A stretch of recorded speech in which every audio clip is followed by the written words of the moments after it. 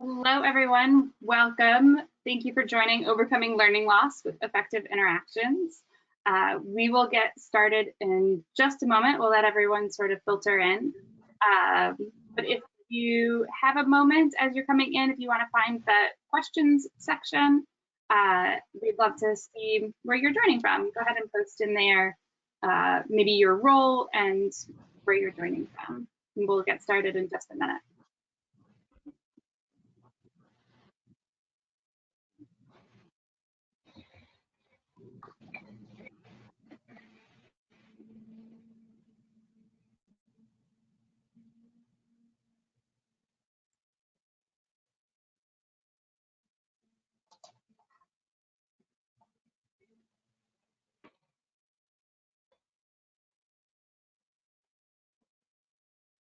All right, well, I know we have a lot of information to cover today, so we'll go ahead and get started.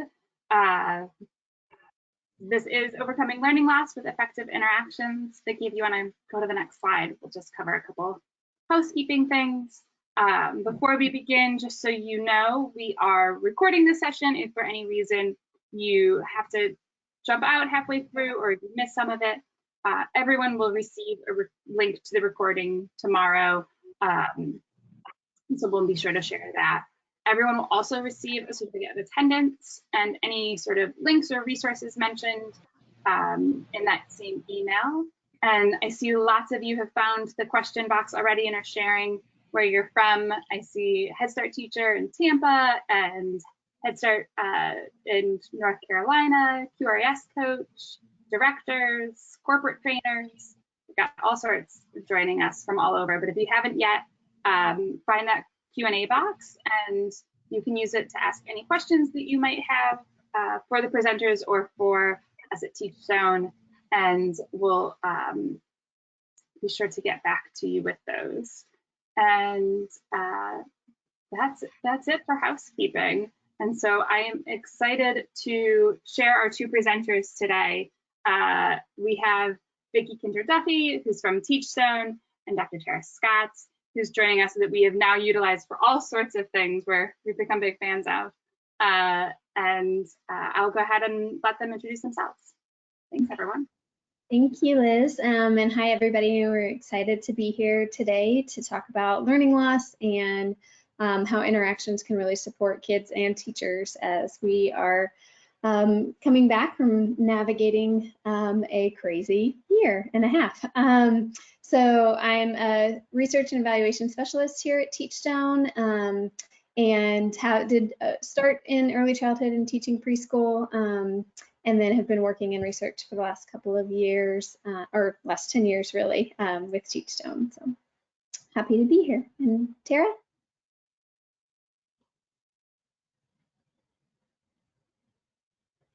Oh. Tara, we can't hear you. I think we actually just lost Tara for a second. I just saw her pop out of the attendee list, but looks like she's rejoining now. It might just take a second to have her mic kick in, but there she is. Great. Hi, everyone. Liz, was this the part with the introducing ourselves? My internet just failed. Yeah, Oh, thank you so much. Hi, everyone. I am Dr. Tara Scott. I have been working in the early childhood field for approximately 24 years within the school system, Head Start, college, and university system. Currently, I am working with Castle Early Childhood Education Coach. That's with the University of Virginia. And I am honored to be with you all today. Thank you. Okay.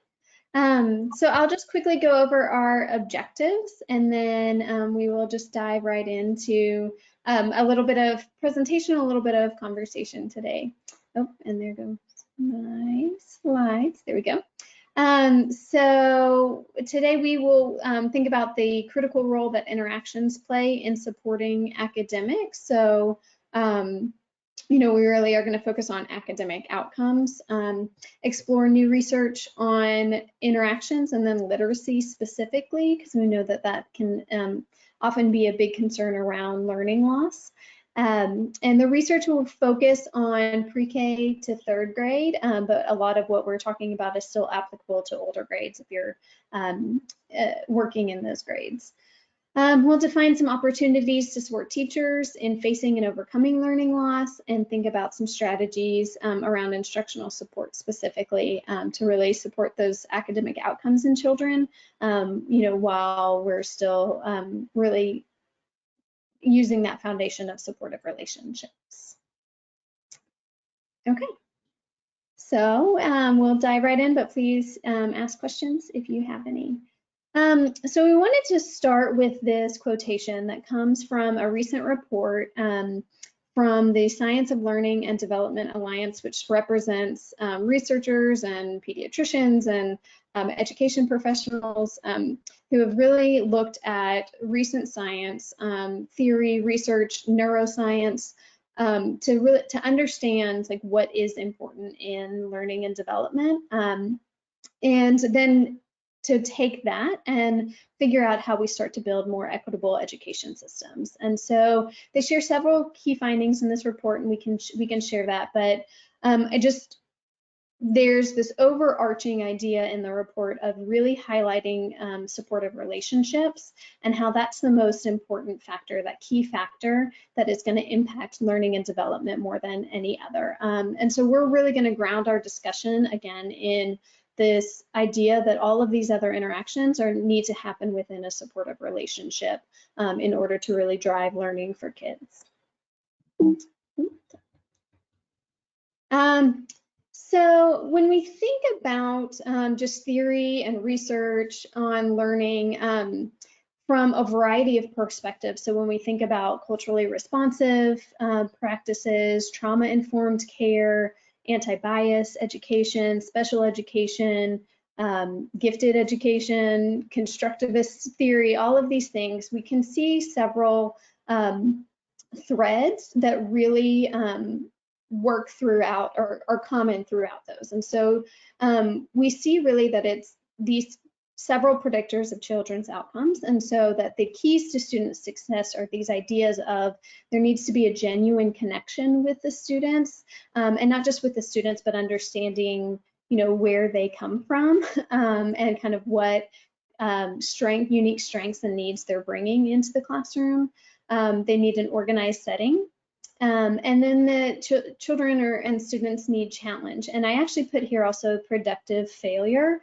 So the idea of, and I think this is important around learning loss, because the idea is, right, that like learning isn't always I get it right the first time. There's actually a lot of learning that can happen in I've been given a challenge and I have to work through that challenge in a variety of ways and get feedback on that before I can actually get to a fuller understanding of whatever the concept is or the desired outcome. And so we see again that like this responsive interactions are grounded in these relationships.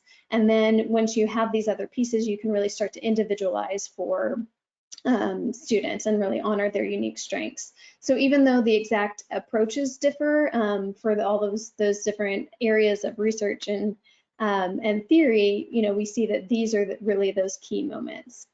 I think we also know then from studies from neuroscience that there are real detractors of student success, or things that kind of are going to lead to more failures in academic outcomes. And so that's where we see that disconnection. They're in a chaotic environment. And then here, we're going to really focus on this rote remediation. So when kids when they're not feeling supported, when they are not sure what is happening, or there's a lot of transition, right? Like that's when we start to see that toxic stress in children, and that really affects their brain and how they can actually learn, and it inhibits their ability to make those neural pathways. But it's also really interesting in that we're seeing in neuroscience this that this rote remediation is also really detrimental to the development of the brain. And so in a couple of ways. So one, in that it's really about when that learning is not connected to, again, like that rich background knowledge that kids bring and the things that they already know, and connected to their real lives, it's harder for them to make that neural pathway. So to connect, here's this idea to this is another idea, and it's harder to make that connection whenever it's just this kind of rote recall that's not really rich content that's relevant to their backgrounds. And then the other thing is that we see that children start to get negative self-image whenever they're in these like rote remediation kinds of classes. And so we're really seeing that it becomes this self-fulfilling prophecy of my teacher doesn't think that I am able to reach this challenge or do the, you know, understand this information. And so I must not be able to. And again, that starts to build these neural pathways of what do they tell themselves about them? How do they see themselves? And then, you know, then I feel like I'm not able to learn, so I'm just not actually going to try. Okay, oh, sorry. So now what we'll do is actually kind of dig in a little bit to the interaction piece and kind of how then that starts to support outcomes in academics. And so we have, over the last 15 years, over 200 studies from pre-K to 12th grade that show this association between class domains and child outcomes. And these are across the different domains. So if you don't know what that is, it's that, again, that kind of connection. So when we see genuine connection from teachers and children, when we see these organized settings, and then when we see that intellectual and cognitive challenge for children, that we see better outcomes for them. So I wanted to highlight one particular study that really shows that interactions then have even a stronger effect than some of these other structural components. So I know when we talk about learning, you know, we do need to think about things like what are the teacher's education and experience level, ratio, group size, family partnership, and really family engagement. What are the environment, the materials, the curriculum, all of those pieces. But here we see in this particular study that interactions have the largest effect size, and that means that they are the most impactful in bringing about children's outcomes. And this is across a variety of outcomes. So we see it in math, in pre-reading, in language, and in social skills. So this particular study was looking actually across 9 states in the QRAS system. And so we have over 600 programs, over 2,400 children. And so there's in lower income and in higher income. So that's a wide variety of children and demographics. And we're still seeing that interactions are mattering for a wide variety of kids in a wide variety of settings. And then there's also some, I'm not highlighting a specific study, but there's also several studies that show that interactions may affect, these kinds of effective interactions may matter more for children in poverty with challenging behaviors, or children who are dual multi-language learners, or children basically who may start off the year with lower performing on different things for a variety of reasons, and that those effective interactions are going to help them grow even more over the course of the year. Okay. So we say all of this, but we also, you know, and we know that interactions are crucial, but we also really want to acknowledge that responsive interactions are only a part of the equation. So if the teaching is inequitable and some children are getting responsive interactions and some aren't, then that's still going to be a detriment for the kids that are not getting that equity and the same quality of interactions. We also know that if there's not integrated content, appropriate curriculum, those sorts of things, so if kids aren't exposed to math learning, then it's going to be very hard for them to actually learn and achieve on those math outcomes. So we know that it's all of those things put together when you have responsive interactions, equitable teaching, anti-bias kinds of teaching and culturally responsive practices. And then you have an appropriate curriculum that helps children really integrate this content and subject matter, that's when academic success is more likely to happen. And then I really just, I was even talking to my daughter's teacher today about just how grateful we are for teachers in general, but especially after this year, and knowing that teachers really need a lot of support. So for those of you who are teachers, one, thank you. And then two, just it's been an incredibly hard year for, and potentially even hard before then, that teaching is a hard job and there's been a lot going on. And so teachers are really going to need support. And that's where Tara, I'm excited to hear from Tara and dig into that part later. Okay, so I promise only 2 more research studies and then we'll get into the good stuff. So I wanted to share another quotation, and this comes from Yvette Jackson, who I have to look at, it's the National Urban Alliance for Effective Education.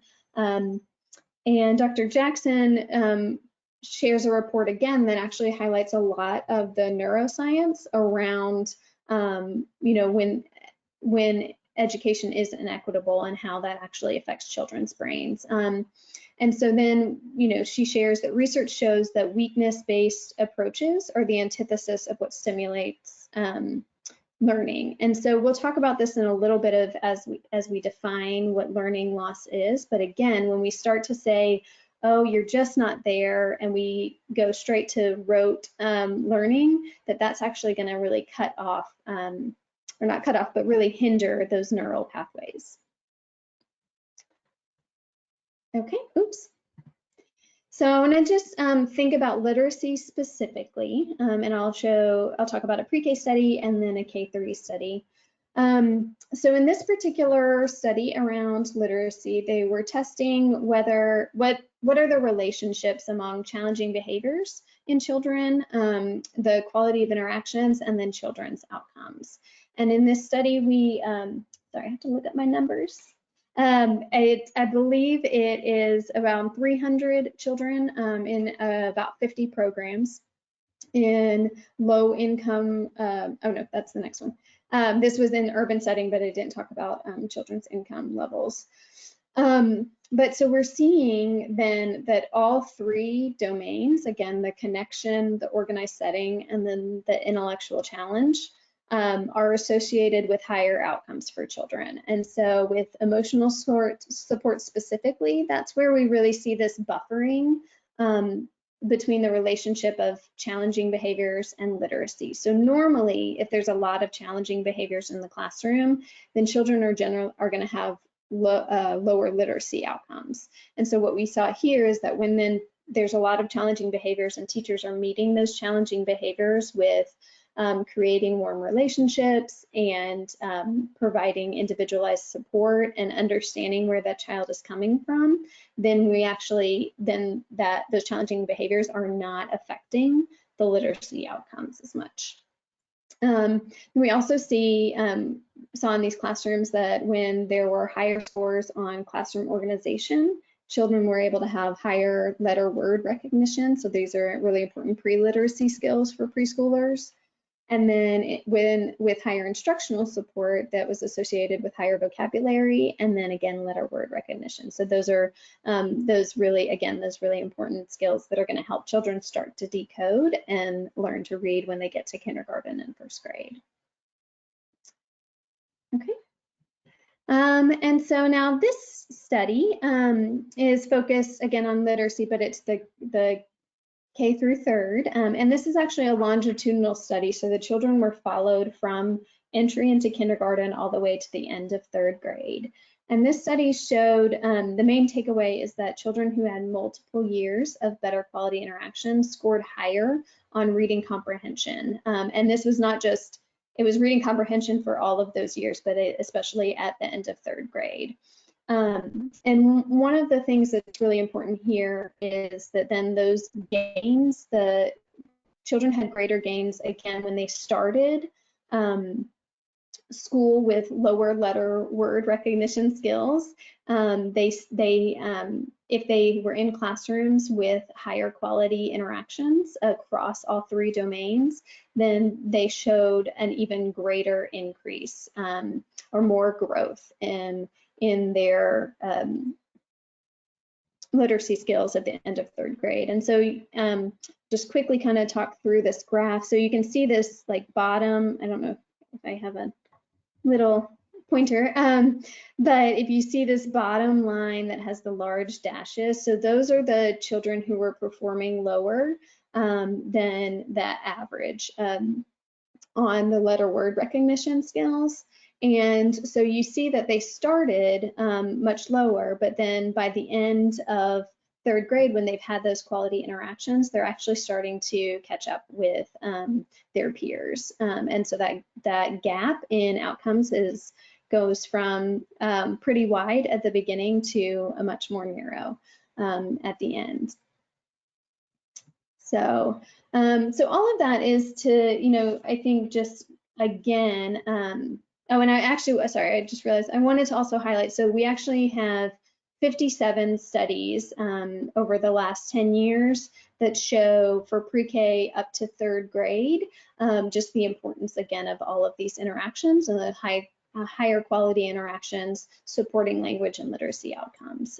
So it's definitely one of our, a really strong outcome or strong link. And so just really want to highlight the importance of these interactions.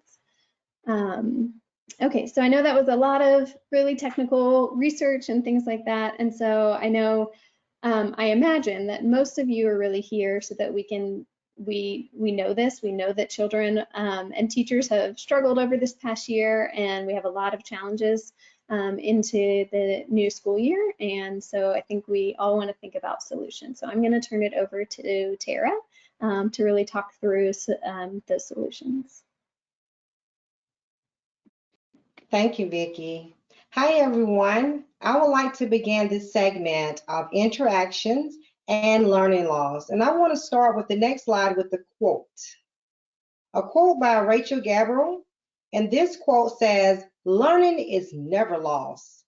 Though it may not always be found on pre-written tests or of pre-specified knowledge or pre-existing measures of pre-coronavirus notions of achievement." So what does she mean about learning is never lost? I am excited to be a conversational partner with you today on this prevalent topic. So let's move forward. What do we mean by learning loss? When we think about the definition of learning loss, we definitely think of loss of knowledge, loss of opportunities, loss of skills due to extended gaps or discontinuities in a student's or child's education. So I pose this question: what are other next steps, or what is going to be our next steps to ensure all children are learning and achieving in every content area and in their social and emotional well-being? It is crucial, and we know this, it is crucial that we come together to support children's healing and emotional growth and empower children in their development. We must support children where they are, value and believe in them to create equitable and social emotional learning environments. And remind children, and this is so key and prevalent to the day, remind children at all times that they are not behind, they are not broken or denied, but they are definitely loved and appreciated in every way. So the question on the slide you see is, what did children lose? So let's talk about that for a moment.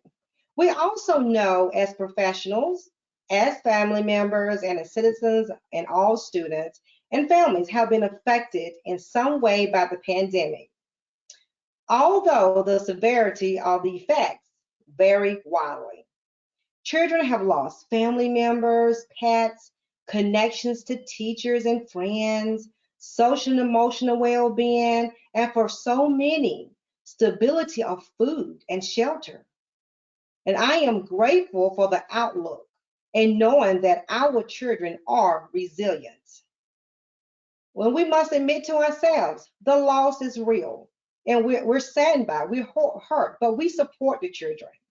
As I stated previously, when we focus solely on the loss, our instinct can be to move into fear.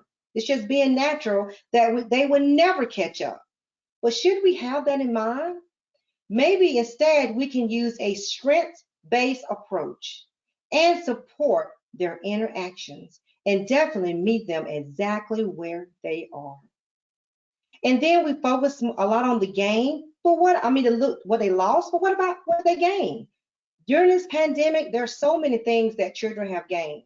And I ask this question, have children suffered from a learning loss due to the pandemic? Well, let's think about this. Children have kept conversations, planned, whether with siblings or by themselves.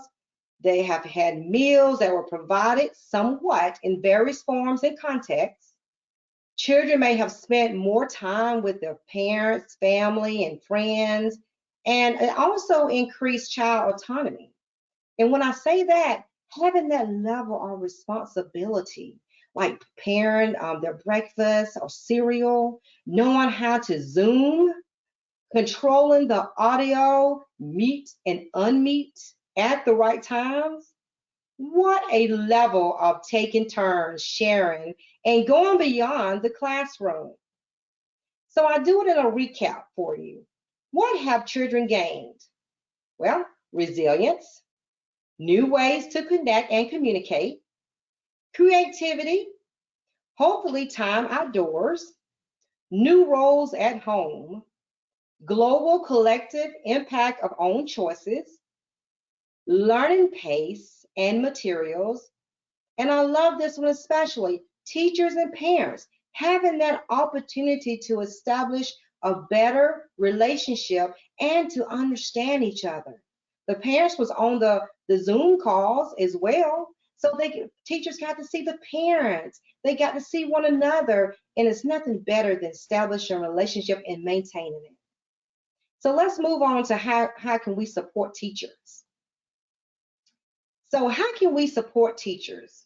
If teachers are meeting children where they are, using an individualized approach, leaders should meet the teachers where they are. Build and maintain a positive teacher-leader relationship. How about provide professional development, not just collectively, but one-on-one, tailored to their needs? And I'm going to share a quote with you to the side from Dr. Brene Brown, and it says, in order to empathize with someone's experience, you must be willing to believe them as they see it and not how you imagine their experience to be. So that's a lot to digest, a lot to marinate right there. But we really want to know, how can we shift our expectations? So as teachers, we may have times that we think we should choose activities outside the box, sort of on the regular. Just loving to bring new strategies to increase children's learning in every area of their development. It would be an incredible experience to teach beyond the classroom. Those are the thoughts of teachers. But it appears that children are learning beyond the classroom during this pandemic. They're learning at home, in the community, and using various technological devices that we were not using before. So again, how do we support our teachers?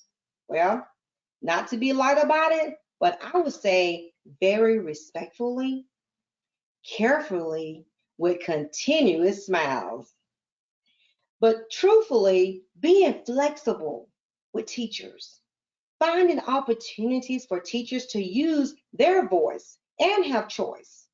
Allow more time for them to collaborate with colleagues, whether it's in a grade level meeting or team meeting, working together to work smarter to instruct students. And another way to support teachers, Value their strengths, recognizing who they are and what they bring to the table.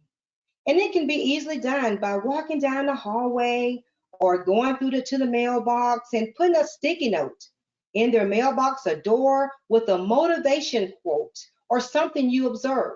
For example, I am cheering you on. That can be a great note on the door of a teacher. We will love things of that sort. Or you can say, I notice you are using a variety of materials and technology to teach animal habitats. And it lets the teachers know you're listening, you understand, you are that magnificent instructional leader. And thank you for valuing my perspective, my opinions, and my teaching strategies. And we really need to be flexible with them. And I know you guys are. So I commend you right now. And then another question that I'm going to pose to you: how can we use a trauma informed approach? And we know we have had several definitions and about trauma, but any agency, institution, or system can use a trauma-informed approach simply by recognizing the various types of trauma. And then recognizing those types, what about the symptoms? You know, everyone goes through different situations and feel differently. And then, to the best of our knowledge, we just need to start establishing principles to include trauma-informed approaches in professional development and any type of information on trauma to make us become aware of it so we can know how to deal with children and our colleagues and sometimes ourselves. So building principles of transparency, empowerment, voice and choice, trustworthiness, and hope can be utilized as a trauma-informed approach. So the last question on the slide says, what role do educational leaders play? Well, let's see. What roles do we play? Actively listen to teachers, value their opinion and perspectives, provide individualized professional development and resources, and encourage and praise their great works on a consistent basis. And I have to use this word over, and over. It's 3 times. Support, support, support. Find out how you can support them if you do not have a clue about it. Find out. Get to know them on a personal level. Be instructional leaders. Model and coach and be there for our teachers and our children. And use data wisely, not to judge or rank the children or the teachers, but to guide our response to their individual needs. And those are different tips on how we can support children, support our leaders, things of that sort. So I hope that's been great for you. So the next slide, we're going to talk about interactions and instructional support. So this is, Vicki had mentioned earlier about this, but I want to start with this quote by Ron Berger. It says, addressing concerns about learning loss by raising difficulty levels may seem counterintuitive, but with strong relationships and support, this approach can be surprisingly effective. And speaking on positive and strong relationships and interactions, social emotional learning is essential when creating a foundation of academic achievement. Social emotional learning creates a safe, supportive, and equitable environment, and it helps children solve problems critically, using real life examples to capture their attention. And that's what we want, student engagement at all times. And social emotional learning supports children's behaviors, their positive behaviors, and include families in their decision making. So we want those families involved, and that is key. So I want to tell you about the next slide. How do we support students? We talked about how we support teachers, and we definitely going to use the class tool here. So as you look at the screen, you see the model. The first way is to get to know them, get to know their interests, their backgrounds, their families, their cultural and linguistic heritages.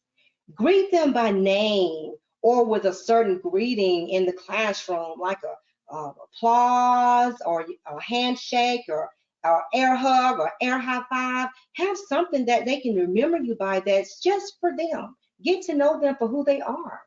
Help them feel safe and valued. Being a support and a trusting partner, it really matters. Give a flexible structure, knowing that they are coming from a wide range of environments over the last year or more. Respect their differences and the environments that have shaped them all this time. Integrating prerequisites for academic learning. And when I say that, it's not going back into the schools now and just starting out with the tests and above the level. To get success from children, we have to start at a success level, such as an easy level, not their frustration level. And then it will give the children encouragement and motivation. Oh, I've achieved this. I've done a great job. And then gradually move them on because we want success. We do not support failure. So now I want to talk about the class domains. And we're going to focus on the instruction support domain. And we look at the chart on the slide, 3 dimensions we're going to talk about today. The 3 dimensions, concept development, quality of feedback, and language modeling have a foundation of supportive relationships and engaging settings. So when we think about concept development, you guys, we know we're talking about promoting higher order thinking and cognition. But what can teachers do and how can we support students in this dimension? By initiating conversations or activities to get them involved and to think about the why and the how. We can connect with their prior knowledge and experiences to relate to the real world and make information more meaningful and relevant. It's always good to know what a child can relate to an object, task, or activity. Ask open-ended questions, and we can do this by posting pictures and the questions around the room. Children can relate just like teachers can. So we can also provide opportunities for children to be creative with their thinking and allow them to generate their own ideas. The more and more they generate, the more they're thinking critically. They're diving deeper into their thinking, and that's what we want. And then that kind of moves over and integrates with quality of feedback. And when we talk about quality of feedback, we're talking about just providing feedback that expands learning and understanding. And how can we do that? How can we support students with quality feedback? Well, we can provoke a framework for children to go from what they know to what else can they learn or what else could they know. We can be flexible and observant, being an active listener and acknowledge what children do or say. It is important to encourage children and give them clear and purpose feedback. Ask why questions. When you ask why questions, it leads into language modeling. It leads into that, which I get to, but asking why questions helps them understand perspectives. And then it helps us to understand why they are doing these observable actions. So we move from concept development, quality feedback, and now to the next dimension, we're looking at language modeling. And you think we do this all the time, and we do, but we want to stimulate and facilitate language use. And how do we support students with this? When you value children as conversational partners, they feel more confident in expressing their ideas and thoughts and feelings. Also, we can initiate conversations to get that natural flow of back and forth exchanges. Extends children's language by using descriptive words, using that advanced language and using it in complete sentences. Repeat. We can support them by repeating their responses. And that shows the children that we are listening to them. And then we can comment. And by just saying key things that they have already said to us, that lets people, and not just people, but children know that we are actively listening to them and value their opinion. So I really want to just go over talking about the interactions and the learning loss and how class plays a major role in all of this. And I have provided information, and the information that I have provided was on interactions and instructor support. And I want to leave you with this, you guys. Always remember, well, let me always remember, it takes all of us working together to make a difference in the lives of young children. Thank you, everyone. And let's continue to give children and families our very best. I am cheering you on. I am rooting for you. We are supporting each other. Thank you. And I will hand it over to Vicki. Thank you all. Thanks so much, Tara, for talking through all of that and thinking about how especially these domains can really help children see themselves as scholars and thinkers and scientists, and that they have important knowledge that they can bring to the classroom and share. And apologies for the sounds of children. I do want to ask you a question. So one of the participants brought up a great point of, we're talking about trauma-informed care, but we also want to really balance that. We want to understand where people are coming from, but we want to balance that with this strengths-based perspective. And so I was wondering, Tara, if you could, I know it's off the cuff, but kind of talk a little bit of like, how do you in your work with teachers really balance understanding where they're coming from and then really providing that cognitive challenge and support for teachers? And then how can we also maybe do that for children? Oh, I'll be glad to share my thoughts on this. And during my experience, I can really say it's hard to just start off with a trauma-informed approach. One thing about it, it starts with relationships, establishing that relationship with each child and their family. And then you become, like I said, a trusting partner. They receive your valuing of them. And when you do that, you can start, the children will start opening up to you. They will start telling you a lot of things about them. The families will start sharing things. And then you can understand what they're going through. Meaning by if we can't relate to it personally, we research. And we ask the parents and the child to have those back and forth exchanges with us. The more we kind of quiet down, have a little closed lip sometimes, we can listen a lot with our ears. We can see their gestures, their behaviors, and then we can listen to appreciate and to value that child. There may be something going on as the child maybe experience death, or it could be like a divorce, or it could be loss of a loved one or a pet. Those trying times, we do not know, but we can tell by the child's behaviors, maybe the absence from school, things of that sort. But the key way is making that connection with that child and that family, letting them know, not just to just learn more about them, but to know that you're there for them. You are here. You are a resource. And you respect and value them, because we do not know all the children's ways and customs they do at home, but we respect it.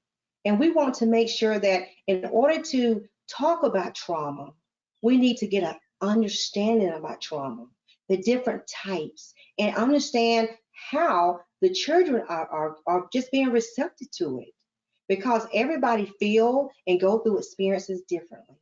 And that's one thing I can say, Vicki, building those relationships, they using us as a support system and just letting them know that we're there for them. We're not going to leave, and genuinely do that. Check up on them, make those phone calls. And once we do that, and that starts with the social and emotional development, once we do that, it helps with the other developmental areas. Then we can get into talking about cognitive development, physical and social emotional, not social emotional, but language development. All of that stems from social and emotional development. Once we get that on the wraps, we can make a difference with their academic ability, because they know that they have trusted us with the situations, personal situations, and they know that they can come to us and ask questions anytime that they have something that's going on with them. They can rely on us, and together we can definitely make that difference.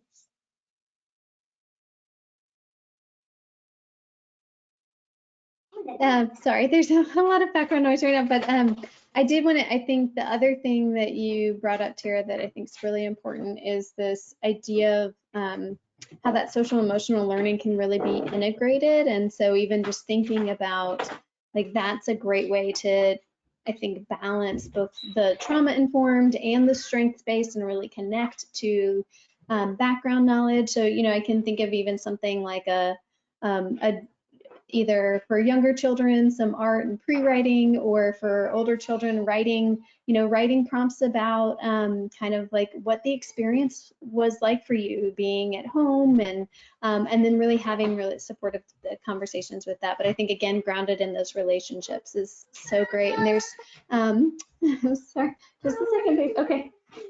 Sorry, everybody. And okay, you just need a hug. Okay. And so, you know, when we think about that relationship piece, there's even some research around a study called banking time, where it's when you can just spend, I know this is hard to do in a classroom of a lot of children, but if you can really, those children that you're struggling in relationships with, if you can spend some just really intentional time with them, and like you said, Tara, just listening to them, kind of understanding where they're coming from, that ends up actually making a huge difference in teachers' understanding and sensitivity towards that child, that then helps that child feel comfortable so that they can start to learn in the classroom.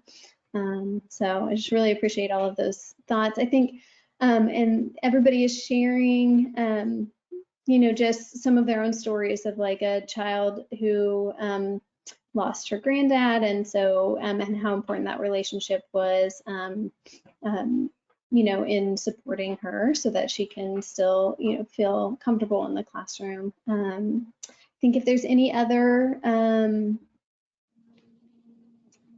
and thank you for not having to apologize for my kids. But if you have any other questions, we actually have a little bit of time. So if you want to put some questions in the chat before we wrap up, we can do that. And Vicki, I also wanted to say is that I like how you brought up the banking time strategy. It's something kind of what we have been doing, like individualized, but with this time, we schedule that one-on-one with that child.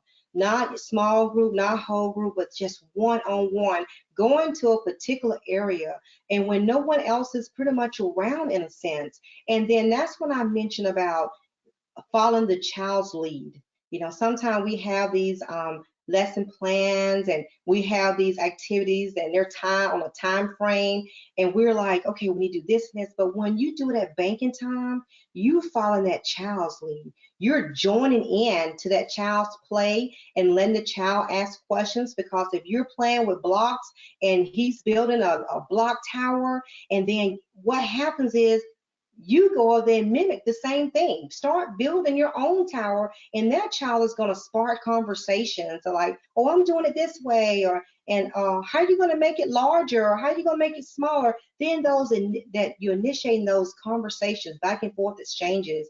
And then also relating to what you was talking about with trauma, when you think about that, we can get children to write, but most important, be creative in the arts. You know, they go into the dramatic play area, the housekeeping, and they act out things in there. We need to be observant to know what they're acting out. They may be putting on their cape, you know, maybe think they're super dad or super mom or super grandma, you know, just looking at them doing things in the dramatic play area. And then again, just letting them draw, letting them use all type of manipulatives and art, like supplies, paint, crayons, markers, whatever. Give them that choice, and then look at their design, look at that masterpiece, and see what they have created. We can learn a whole lot about a child if we're not just always talking and leading and guiding, just observing them, giving them an opportunity. And giving them those roles in the classroom are key. You know, we always like, okay, I flipped the chart. Today is Tuesday. It's not Monday anymore. Well, get a helper for that. It always helps them kind of deal with different issues going inside of them. So I just wanted to just talk about that, Vicki, and just put those 2 cents in about the banking time and the trauma activities that can be allowed in the classroom and can be of importance and help. Yeah, no, that I think that that child-led approach is so important. I was just reading a study on play, or a report on play that covered 26 studies from 26 different countries, and how that child-led approach to play really was important for, again, these learning outcomes for kids. So it's both that, it's so great if it's like both this relationship building piece and really does build their brains. So there's a question about, can you kind of describe higher order thinking? So I don't know if you can kind of briefly talk about that a little bit.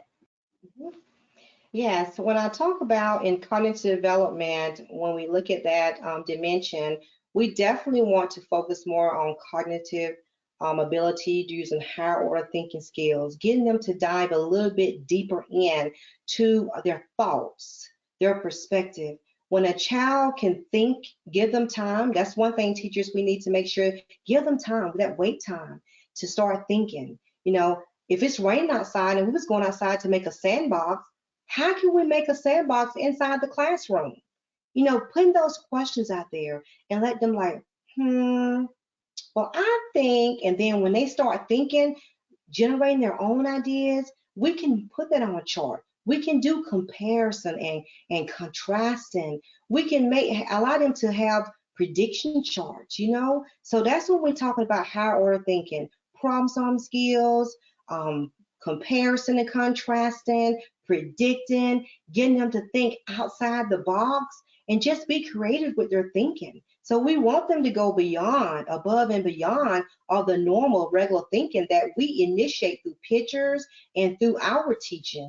So just getting them to dive a little bit deeper and giving them enough time, not a couple of seconds, but enough time so we can pause and see what they come up with. Because we want them to generate their own responses and have that time with concept development and brainstorming. Thank you so much, Tara. So we have time for one more question, and I see that there are lots of questions that come in, and I just want to let everyone know that when we're done, we do go through each question and make sure to respond, to type up responses, and that we'll share that. We'll share all of the links and the resources on the studies and the quotations and the recordings, so that we'll make sure that everybody has that, so you can come back to it for yourself, and also to share that with any colleagues or teachers that you are working with. So last question was around just behavior issues. So, right, we know that, and especially around that children have maybe not had as much opportunity to socialize with other kids this year. And so, you know, trying to then get back into a classroom where you have multiple children. So if we can talk a little bit about like how we might use interactions to really then support those challenging behaviors and helping children navigate being in a group together again. Okay, I would definitely talk about when children have now started coming back into in-person, and when you do it virtually, there you may have some inappropriate behaviors, but we always want to focus on the positive behaviors. How can we change those negative into positive? And the key thing is being proactive. You know, always have the lesson plans and the structure of the classroom, keeping it meaningful and keep it engaging to prevent those type of inappropriate behaviors going on. So when we think about how to transition children back into the in-person classroom and use those appropriate behaviors, is one thing teachers always have the rules. But we can't have the rules on the wall just for decoration, and we can't just have the rules on there just to talk about once a month. You know, it can be collectively we going over in their small group, or right before the day starts during morning meeting, or we can talk about that with one particular child. There's so many strategies we can do. When we see inappropriate behavior, what we have to do is have a calm down area, and not just go sit down in that chair and calm down, but have different strategies. Like there's a strategy called Tuck a Turtle, you know, going through these calm down techniques so they can utilize, so they can think, why am I here? What behavior did I exhibit that has me in this chair to calm down? And then also just teaching them breathing techniques that always work. When you have a child that's exhibiting inappropriate behavior, you know, have them to do calm down techniques. Have the whole class do it, you know, breathe in and out. And then you ask them talk about feelings, let them recognize their feelings. Have a wheel chart of feelings, or have some cards that you have cut out that they can visually be in a packet, put them on the desk, and then just turn over a card and let me know how you're feeling today. Now that can tell a lot about what a child is going through and how they're feeling in that moment. So then we can touch base, we can go comfort that child before we see any kind of misbehaviors. But one thing about it is have those proactive strategies going on and having that relationship built enough so that child can talk with you, talk to the teachers when they're not feeling well, why they're sad. And then sometimes it can be not just inappropriate, you can be overly excited, overly happy, and sometimes it gets the children very active and hyper. So then you say, well, tell me why you're happy, why are you overjoyed today? It's a good thing to be, but this talk to them, let them share their feelings and perspectives, because as a teacher we always want to be proactive. We want to have everything in place, meaning it's not about an order, but it's knowing each child for who they are and knowing that different behaviors can happen during morning meetings, circle time, interest areas, outside play, any moment. But at least we have a strategy that may work for that child. And if not, that's when we can have time to have those grade meetings and team level meetings, and then research a little bit more on how we can communicate with mom, dad, grandma, families at home, so we can make sure that we support the little child or the big child. We just want to be there for one another. And starting out with those rules with pictures and having them as a conversational partners and building that trust, that will help a whole lot in establishing positive behaviors. Yeah, that's so helpful. I think, you hit a couple of times on those feelings of, why is the child having a feeling? And I think that's so much of what, especially for young children, right? Their brains are not fully developed. And so those emotions can take over their brains really quickly and interfere with their behavior. And so to be able to have that ability to really talk about their feelings and understand that there's like a reason behind that behavior, and help them. I heard a great quote the other day of like, it's okay to be mad, but it's not okay to be mean. And so it's okay to have those feelings, but we do need to think about what is the behavior in the classroom. And so like having those things in place where you can use that to really support the behaviors, again, especially after a really tough year where kids are super resilient, but they've also been through a lot and may need help processing that.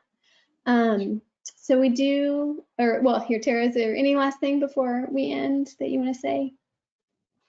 Well, thank you, Vicki. I just really appreciate this webinar, and I hope we have been beneficial and you have had some tips out of this webinar. And I'm just so excited to be here and be a part of this panel. And I just want to tell everyone, before you end this, Vicki, I want to tell everyone, let's keep supporting each other and cheer each other on. The child, the teachers, the parents, everyone. Once we stick together and have that type of unison, then we can make things work. We can make a difference, but it's not going to come all at once. It's going to take one step at a time, and we can do it together. We can.